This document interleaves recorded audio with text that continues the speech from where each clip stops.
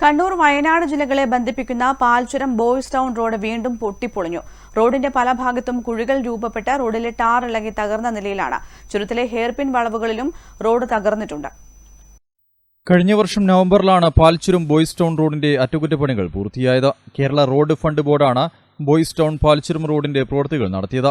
കഴിഞ്ഞ വർഷം 85 ലക്ഷം രൂപയാണ് അറ്റകുറ്റപ്പണികൾക്കായി ചെലവഴിച്ചത്.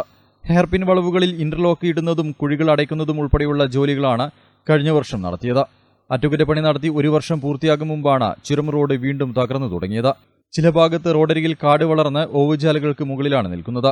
കാട് വളർന്നു നിൽക്കുന്നത് മൂലം റോഡരികിലെ ഓവുചാലുകൾ കാണാൻ പോലും സാധിക്കില്ല. ഇത് കാരണം വീതി കുറഞ്ഞ റോഡിൽ വാഹനങ്ങൾ അപകടത്തിൽപ്പെടുന്നതും പതിവാണ്. നെടുമ്പുയിൽ ചുരം റോഡ് അടച്ചിട്ടിരിക്കുന്നതിനാൽ ബോയ്സ് ടൗൺ പാൽച്ചുരം റോഡ് വഴി മാത്രമാണ് ജില്ലയിൽ നിന്നും വയനാട്ടിലേക്ക് പോകാൻ സാധിക്കുന്നത്. പാൽച്ചുരം വഴി സ്ഥിരമായി കടന്നുപോയിരുന്ന KSRTC ബസ്സുകൾ, ലോറികൾ, ചെറുവാഹനങ്ങൾ എന്നിവയ്ക്ക് പുറമെ നെടുമ്പുയിൽ ചുരം വഴിയുള്ള KSRTC ബസ്സുകൾ, ചരക്ക് ലോറികൾ ഉൾപ്പെടെയുള്ള എല്ലാ വണ്ടികളും പാൽച്ചുരം വഴിയാണ് ഇപ്പോൾ പോകുന്നത്.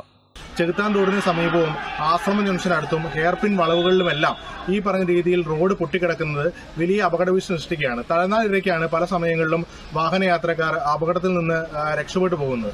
വലിയ ഗർത്തങ്ങളിൽ വീണ് ബൈക്ക് യാത്രക്കാർ അപകടത്തിൽപ്പെടുന്നത് എല്ലാം പതിവ് കാഴ്ചയായിട്ട് മാറുകയാണ്.